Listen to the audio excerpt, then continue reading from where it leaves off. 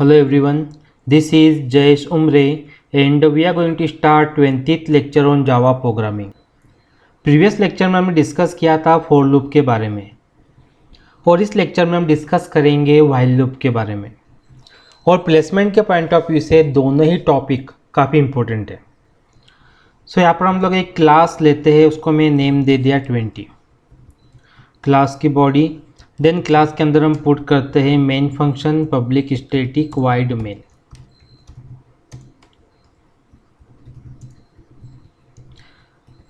Main function की body हमने यहाँ पर रख दी। व्हाइल लूप को स्टार्ट करने से पहले हम एक बार रिकॉल कर लेते हैं फॉर लूप को कि फॉर लूप के अंदर वर्किंग कैसे हो रही थी। देन हमको व्हाइल लूप को समझना और भी ईजी हो जाएगा। ये फॉर लूप का स्ट्रक्चर हमने यहाँ पे रख दिया। ओके, अब फॉर लूप के अंदर हम क्या करते हैं कि एक वेरिएबल बनाते हैं आई नाम का। इसको 1 से हमने इनिशियलाइज कर दिया। देन हमने कंडीशन दे दी i less and equal to 3। Then हमने यहाँ पे 1 से इंक्रीमेंट करवा दिया आई का, वो आई प्लस प्लस। और यहाँ पर हम लोग प्रिंट करवाते हैं system dot out dot print L के अंदर आई को। एक सिंपल बेसिक प्रोग्राम हमारे सामने है। इस प्रोग्राम को सेव कर लेते हैं। जैसा कि एज यूजुअल मैं डी ड्राइव में सेव करता हूँ, इस प्रोग्राम को भी मैं डी में ही सेव करूँगा। इसको हमने नेम दे दिया 20.java। ओके, सेव हो गया। अब कमांड प्रॉम्प्ट को ओपन करेंगे, डी ड्राइव के अंदर जाएंगे, जावा सी 20.java। Compile successful. अब रन करके देखते हैं, रन भी सक्सेसफुल। यदि हम लोग देखें तो हमको आउटपुट में क्या दिखाई दे रहा है 1 2 3 मीन्स आई की वैल्यू यहाँ पे प्रिंट हो रही है। लेकिन आई की वैल्यू 1 2 और 3 क्यों प्रिंट हुई? आई इक्वल टू 1 था तो 1 प्रिंट हो गई। फिर आई का इंक्रीमेंट हुआ 1 से तो आई की वैल्यू यहाँ पर कितनी हो गई थी 2। ओके, फिर आई की वैल्यू 2 प्रिंट हुई। फिर आई का इंक्रीमेंट हुआ 1 से, आई की वैल्यू यहाँ पर कितनी हो गई 3। फिर आई की वैल्यू यहाँ पर 3 प्रिंट हुई थी। फिर आई का इंक्रीमेंट हुआ 1 से, आई की वैल्यू हो गई 4। लेकिन कंडीशन क्या बोलती है? आई की value less and equal to 3 होना चाहिए, तभी फॉर लूप चलेगा। तो आई की वैल्यू 1 2 और 3 आई थी। अब इसी प्रोग्राम के लिए हम लोग व्हाइल लूप क्रिएट करके देखते हैं। सबसे पहले मैं क्या करता हूँ कि इतने पूरे स्ट्रक्चर को कॉपी कर रहा हूँ। ओके, इतने पूरे स्ट्रक्चर को मैं नीचे पेस्ट कर दिया। अब जो फॉर कीवर्ड था उसकी प्लेस पर रख दिया व्हाइल कीवर्ड। और जो इंटीजर आई इक्वल्स टू 1 था, ओके, आई इक्वल्स टू 4 अभी आ गया यहाँ पे, पर ये क्या है 1। इसको मैंने यहाँ से उठाया, व्हाइल लूप के ऊपर रख दिया। ओके, और जो यहाँ पर वेरिएबल था I plus plus, increment means I का, इसको यहाँ से उठाया और व्हाइल लूप के लास्ट में रख दिया। सिर्फ इतना हमने चेंजेस किया है। अब आई वेरिएबल ऑलरेडी हम फॉर लूप के अंदर ले चुके हैं, तो मैं इसको जे नाम दे देता हूँ समझने के हिसाब से। J equals to 1, J should be less and equal to 3 and J plus plus. I think आप लोग देख के क्लियर हो गया होगा, हमने कुछ भी नहीं किया, सेम है फॉर और वाई को यूज़ करना। बट इनकी वर्किंग देख लेते हैं। इस प्रोग्राम को मैं सेव करता हूँ। यहाँ पर आई की वैल्यू 1 2 3 आई थी, तो यहाँ पर जे की वैल्यू भी क्या आना चाहिए 1 2 3। जावा सी 20.java कंपाइल हो गया। जावा 20। देखिए अगर मैं यहाँ पर देखूँ 1 2 3 1 2 3 2 टाइम प्रिंट हो रहा है। 1 टाइम फर्स्ट टाइम आई के लिए, सेकेंड टाइम जे के लिए। अब हम डिस्टिंग्विश करने के लिए यहाँ पर लगा देते हैं I equal to plus I for loop के लिए, या फॉर लूप भी लिख देता हूँ, for loop I equals to इतना। ओके, और यहाँ पर हम लोग लिख देते हैं while loop J equal to plus J. अब इसको सेव करके देखते हैं। जावा सी 20.java कंपाइल किया, कोई प्रॉब्लम नहीं। अब रन करते हैं जावा 20, रन करने में कोई प्रॉब्लम नहीं। यदि हम लोग देखें for loop I equals to 1, i equal to 2, i equal to 3 and while loop i j equal to 1 2 and 3, that means both the loops are working same। सिर्फ इनके सिंटेक्स में अलग है, जो लिखने का तरीका है वो कैसा है, डिफरेंट है। सो व्हाइल लूप फॉर लूप का हमको स्ट्रक्चर समझ में आ गया, दोनों का एक जैसा ही है। ओके, सिंटेक्स में डिफरेंस आ रहा है। सो अब हम लोग क्या करते हैं कि व्हाइल लूप के अंदर नेस्टेड व्हाइल लूप को यूज़ करते हैं। व्हाइल लूप मैंने यहाँ पे रखा, ठीक। लेकिन व्हाइल लूप में जब भी इनिशियलाइज करना है, लूप को स्टार्ट करना है, वो हमें क्या करना है, व्हाइल लूप के ऊपर। ओके, अब व्हाइल लूप के अंदर हमको कंडीशन देना है, लेस एंड इक्वल टू 3 की हमने कंडीशन दे दी, और व्हाइल लूप के अंदर हमने इंक्रीमेंट लगा दिया 1 से। तो व्हाइल लूप का स्ट्रक्चर हमारे सामने। अब हम क्या करते हैं कि इसी व्हाइल लूप के अंदर एक और व्हाइल लूप का यूज़ करते हैं, मीन्स नेस्टेड व्हाइल लूप की यहाँ पे बात हो रही है। बट यदि हम लोग देखें सेकेंड व्हाइल लूप की बात हो रही है, तो हमें यहाँ पर क्या चाहिए, एक और वेरिएबल। तो एक जे नाम का वेरिएबल मैं यहाँ पे क्रिएट कर देता हूँ। J should be less and equal to 3। हम यहाँ पे लेस एंड इक्वल टू 2 कर देते। लास्ट टाइम हमने फॉर लूप में भी जो कोड किया था सेम कोड हम यहाँ पे रिपीट कर देते। ओके, और यहाँ पर होगा इंक्रीमेंट। अब हम यहाँ पर प्रिंट करते हैं system dot out dot print ln के अंदर जयेश। मीन्स हमारे पास में 2 व्हाइल लूप है, तो जो व्हाइल लूप इनर है, जो व्हाइल लूप अंदर है, इसे हम लोग क्या बोलेंगे, नेस्टेड व्हाइल लूप। हमने देखा था जब किसी स्ट्रक्चर के अंदर स्ट्रक्चर होता है तो अंदर वाला स्ट्रक्चर क्या कहलाता है, नेस्टेड। ओके, इस प्रोग्राम को हम सेव करते हैं।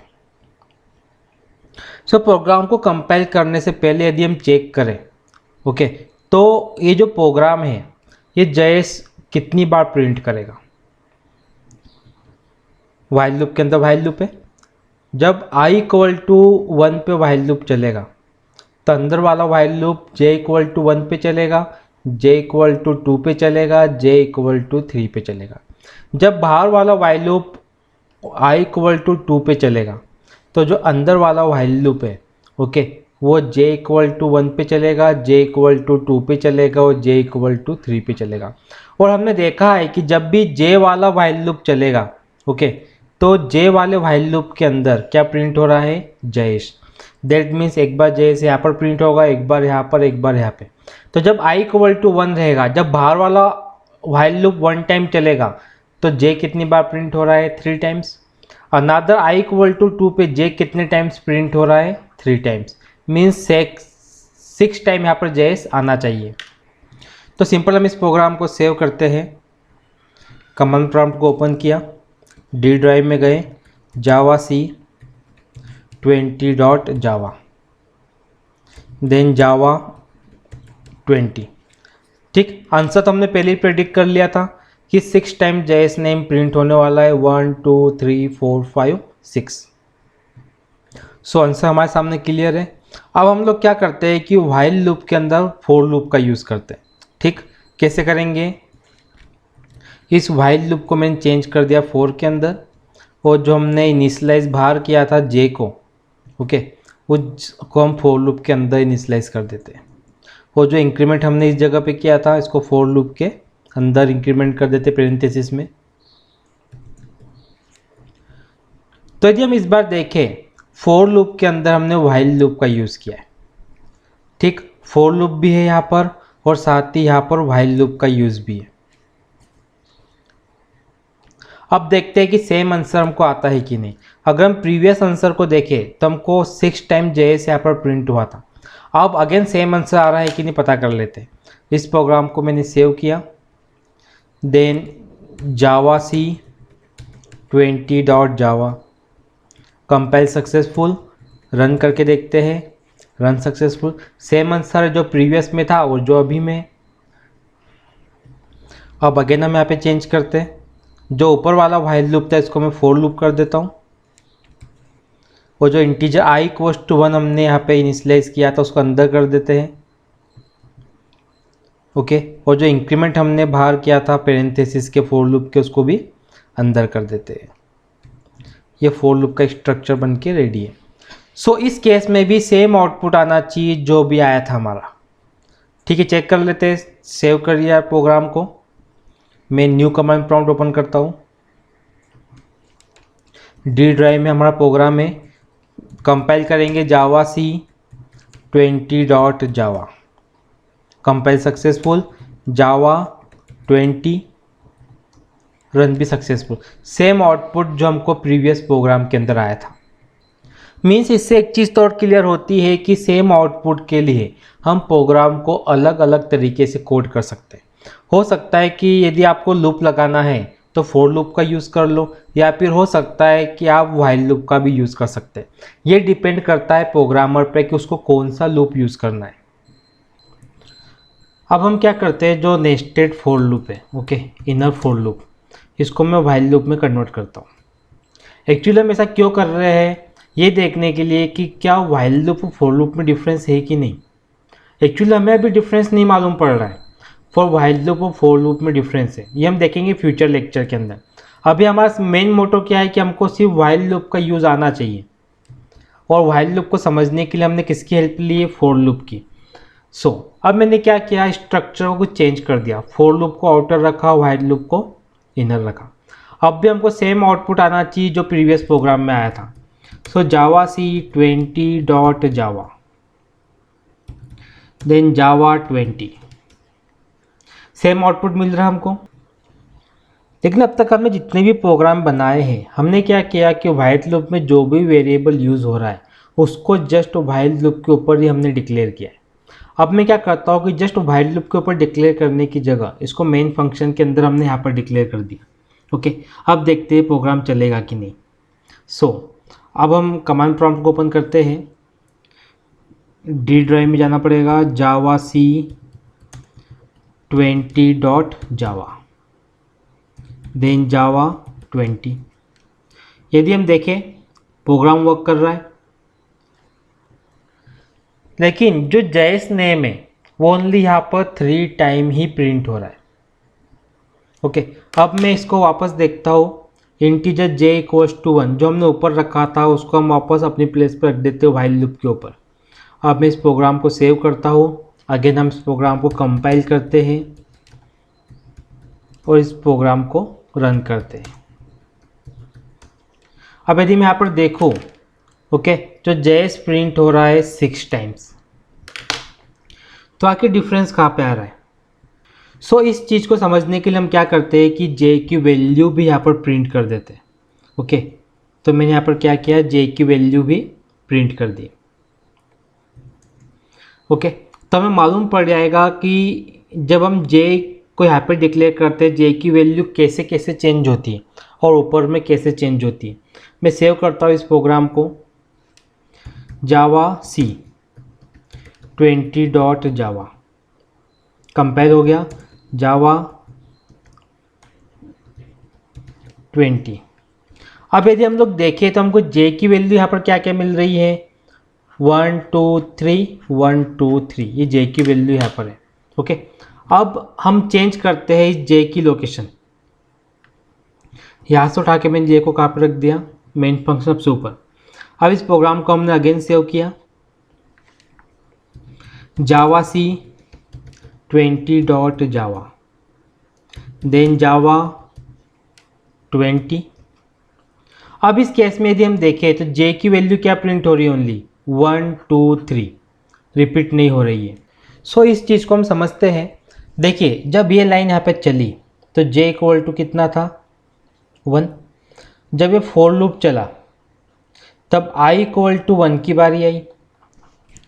ओके, जब i इक्वल टू 1 था तो ये व्हाइल लूप चलेगा। व्हाइल लूप में पहली बार j कब प्रिंट हुआ, जेएस कब प्रिंट हुआ, पहली बार जब j इक्वल टू 1 था। फिर j का यहाँ पे इंक्रीमेंट हुआ, j इक्वल टू कितना हो गया, 2 हो गया। फिर यहाँ पर हमने चेक किया 3 से छोटा है। ओके, अगेन क्या प्रिंट होगा, यहाँ पर जेएस प्रिंट होगा j इक्वल टू 2 पे। फिर j का फिर से इंक्रीमेंट हुआ, j इक्वल टू इस बार कितना हो गया, 3। तो कंडीशन में चेक किया, j की वैल्यू 3 से छोटी और इक्वल थी, अगेन यहाँ पर जेएस प्रिंट हो गया। फिर j का यहाँ पे इंक्रीमेंट होगा, ठीक। अब जो j इक्वल टू 3 था, अब वो j इक्वल टू कितना हो जाएगा, 4 हो चुका है j इक्वल टू। जब i इक्वल टू 2 के चलने की बारी आएगी उस समय j में कितना रखा हुआ है, 4 रखा हुआ है। और जब यहाँ पे चेक करेंगे तो जे की वैल्यू कितनी है 4, डेट मीन्स व्हाइल लूप चलेगा ही नहीं चलेगा, बिल्कुल नहीं चलेगा। लेकिन जब हमने जे को इस प्लेस की जगह पे फोर लूप के अंदर डिक्लेयर किया था, तो उस समय यदि हम लोग देखें हर बार जब i इक्वल टू 1 था तो जब ये लाइन चलती तो j इक्वल टू 1 सेट हो जाता था, फिर j इक्वल टू 2 हुआ, फिर j इक्वल टू 3 हुआ, फिर j इक्वल टू 4 हुआ। लेकिन जब i इक्वल टू 2 पे लूप की चलने की बारी आई उस समय अगेन j इक्वल टू कितना सेट हो गया था 1 सेट हो गया था, फिर j इक्वल टू 2 आया, 3 आया। ओके, सो आई थिंक आपको ये कॉन्सेप्ट यहाँ पे क्लियर हो गया होगा कि जे 6 टाइम क्यों प्रिंट हो रहा है और कभी 3 टाइम्स क्यों प्रिंट हो रहा है, बिकॉज ये डिपेंड करता है कि जो इनिशियलाइज वेरिएबल है व्हाइल लूप का वो हमने कहाँ पे डिक्लेयर किया है। और इस तरह का क्वेश्चन यदि प्लेसमेंट में आता है तो हमको ध्यान देना है कि व्हाइल लूप कितनी बार चलेगा, ये हमको सोचना पड़ेगा। नाउ नेक्स्ट लेक्चर में हम डिस्कस करेंगे डू व्हाइल लूप के बारे में। Thank you.